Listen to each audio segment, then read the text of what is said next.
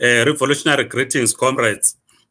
We hope you are okay wherever you are. It's nice to meet once again. Um, we open this live update with the good news. We congratulate President-elect President Gustavo Petro of Colombia. He was elected in the elections in Colombia. We now have a president in Colombia from the left. This is an inspiration to all of us, the left forces across the globe. We congratulate President Petro on his election, and I congratulate the people of Colombia as we continue to struggle in our different countries for socialism. Let us intensify the struggling for socialism. And the next update is from Zimbabwe. As you would know, that today, the 20th, civil servants in the education sector and in the health sector started a week-long industrial action. There are intimidation are taking place. You know, the arrest of the president of the Amalgamated Rural Teachers Union of Zimbabwe. The regime also tried to say, no, we are offering you 100% pay increment.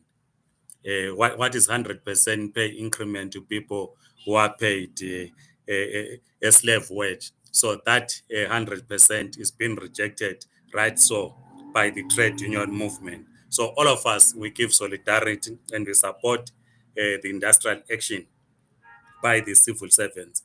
This should not actually be happening. We know that in a strike or industrial action undertaken by health workers puts a lot of life in danger.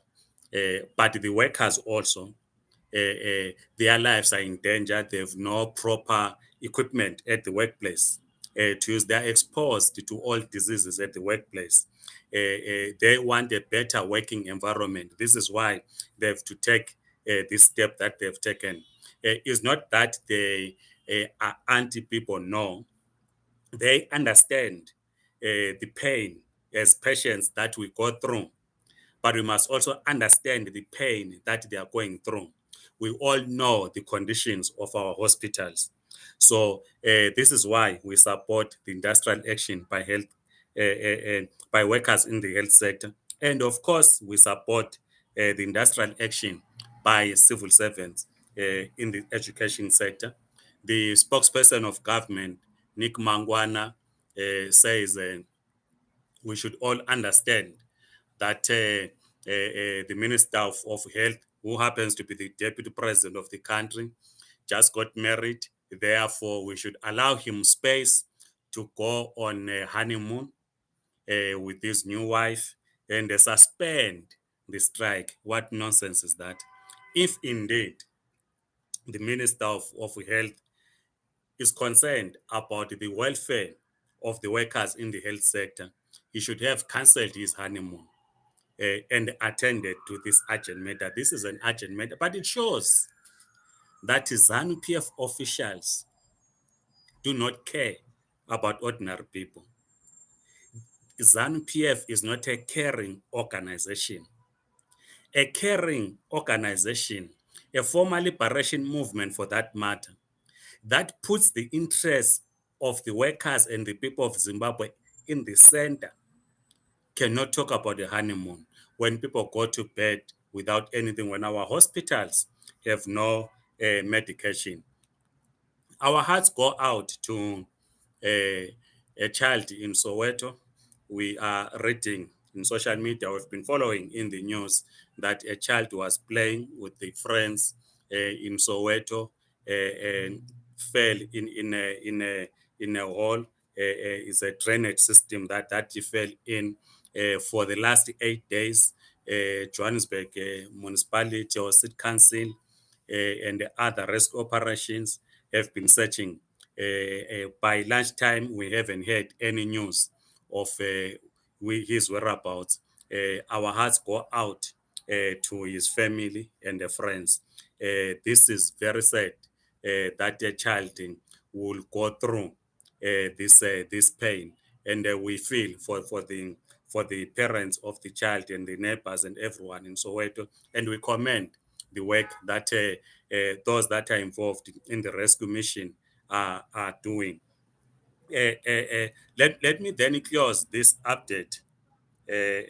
I've said in the video that Dr. Joshua Nkomo, Mqabuko Nkomo was not a saint. Maybe before I get there, we know that there are challenges for holders of Aslam documents that have not been renewing since the COVID. If you're in South Africa, you're a migrant, a holder of an Aslam document, you apply online to renew. We also are aware that some banks have closed the accounts on the basis that someone is carrying an Aslam document that is not marked COVID-19. This is an issue that we are attending to as the African Diaspora Forum. We are engaged with the responsible authorities so that they speed up the process of renewing Aslam documents because many people are saying they submitted their applications online in November 2021, and up to now there's no response. So we're having these kinds of meeting to find a solution to this so that people do get their documents in order so that their monies are not closed in the bank account. So the African Diaspora Forum is engaged with this matter. We have also received a report and forwarded to the management that is a powerhouse buses. You know, there's a powerhouse rank in Bramfontein.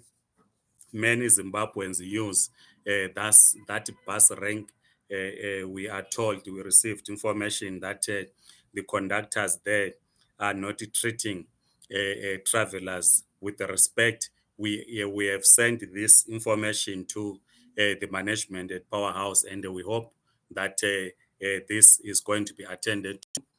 We trust the management at Powerhouse that they are going to attend to this so that passengers are not treated in an inhuman manner when they go and they board those buses. We're told that some people are losing their properties when the conductors scramble to get passengers. We hope that this they are going to address.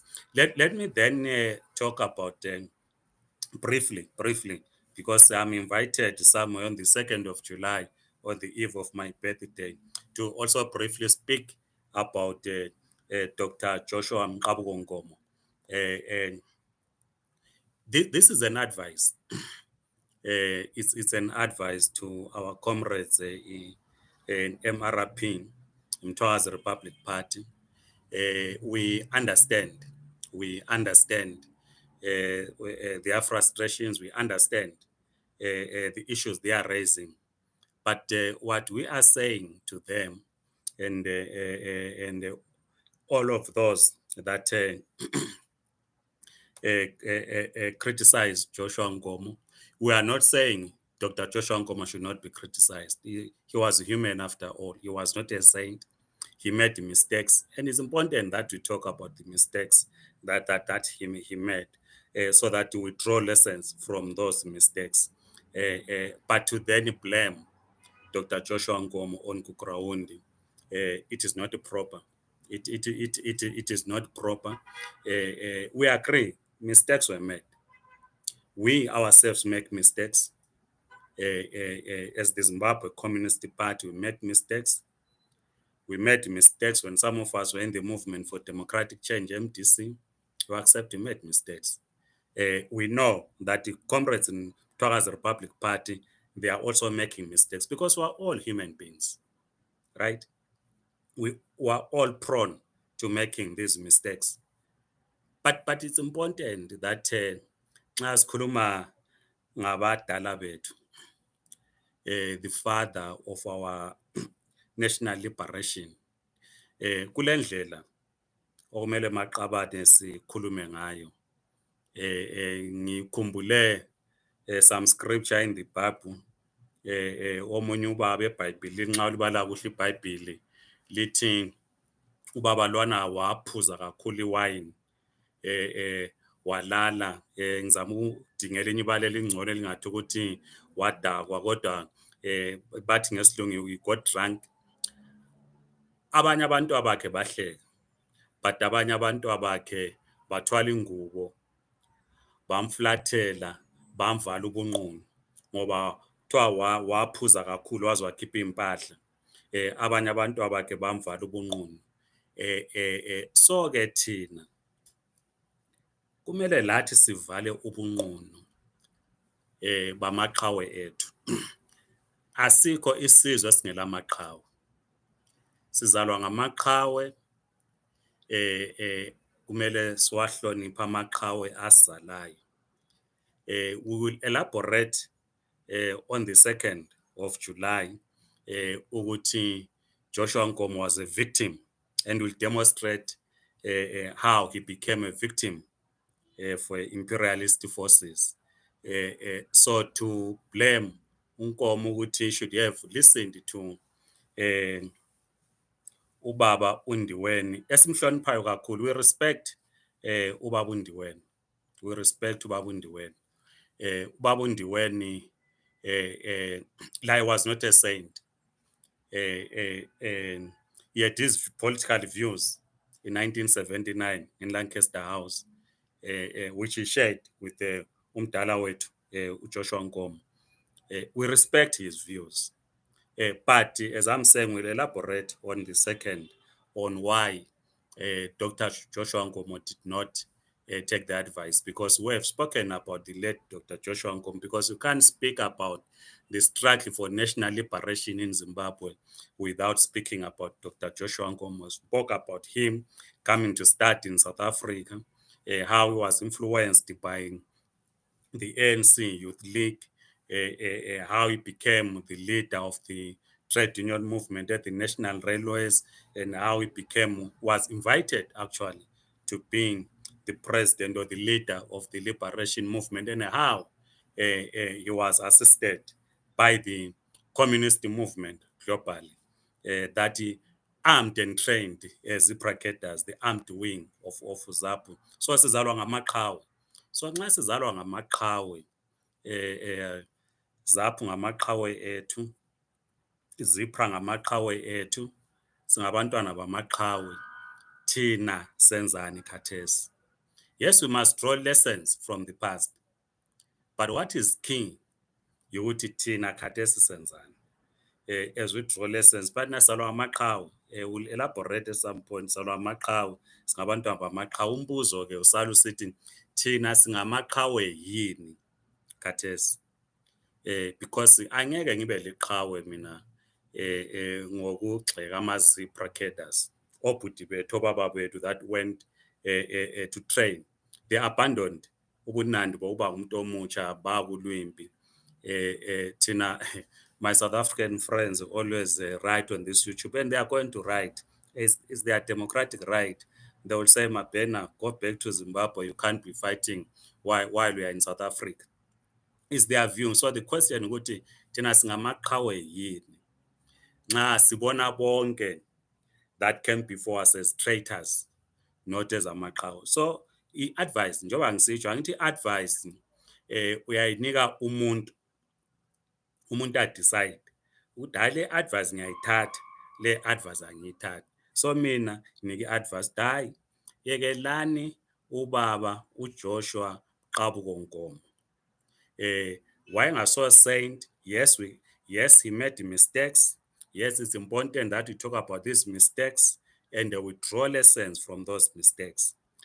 But to blame Joshua Nkomo on Gugurawundi, hayi maqabane, hayi. Nkomo was a nationalist. Nkomo never fought for restoration of Matabeleland as a separate state. No, he never. So we must first understand who Joshua Nkomo was before we blame Nkomo. But njengoba ngisitsho ukuthi it's an advice. Ama-comrade angayithatha kumbe ayichithe angayithathi. But kodwa what we must understand, when you talk such about Nkomo, you invite us to respond. I remember the president of Zimbabwe Liberation Party, Dr. Kutuza, once wrote about Joshua Nkomo, criticizing him. Where to respond, he also responded with a hammer on me on why I was defending Joshua Nkomo. It's our revolutionary duty to defend the victims of imperialist forces. And Dr. Joshua Nkomo was a victim of imperialist forces.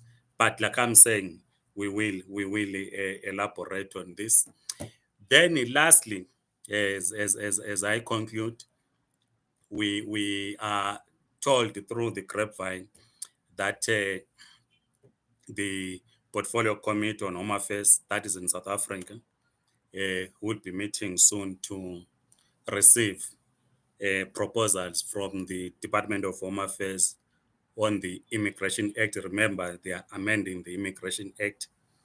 We don't know what is going to happen or what is going to be the outcome of this amendment, whether it will be easier for migrants to apply for permits. I have not read what Minister Tulas Nxesi has been saying. I will check out that, but they are busy also in the Department of Labor and Employment on what they call a policy, developing a policy which we spoke about, labor migration policy. Where the headline I saw is going to be difficult for people of migrant origin to be employed or to apply for jobs in South Africa. A number of people continue to contact us to say, how do you apply for these permits? We know that there are challenges in applying for these permits. We hope we can do something, but look, it's out of our hands. We also learned that the Hellman Suzman Foundation is going to go to court. Well, we have no comment on that. Though I think at 8 p.m. tonight, I'll be on Kaya FM. I'm invited to speak on that case. I will hear what the journalist will be asking, then respond. But as we said, that we will not take the South African government to court over their decision not to renew the Zimbabwe exemption permits. We took that position. We said if they decide not to renew, we will not go to court ourselves. But that does not mean that others should not go to court. If others feel that the legal route is the best and this can be resolved by the courts, that's it. But ourselves, we took a decision that we will not go to court because there are a lot of issues that we still need to deal with outside the Zimbabwe exemption permits. Otherwise, comrades, thank you so much. Have a great week. We will continue to update you. We are monitoring the situation in Zimbabwe. We are concerned with the rising political violence. One comrade said, I think he's in Canada. Yeah, I think the comrade is in Canada. He said, Comrade Mapena, every time when you do your YouTube videos, please encourage Zimbabweans to register and vote. Please, if you are inside Zimbabwe, take all the necessary documents, Istupa Sakho, Zimbabwean ID, and other relevant documents, and register as a voter. If you are in the diaspora, whenever you visit Zimbabwe, please make sure that you do register to vote. It is important that all of us, we do register to vote. We said, well, the question of who we should be voting for is a question that will be discussed at some other time, but it is important that all our names must be in the voters' roll in Zimbabwe. Otherwise, have a great week, comrades. Goodbye.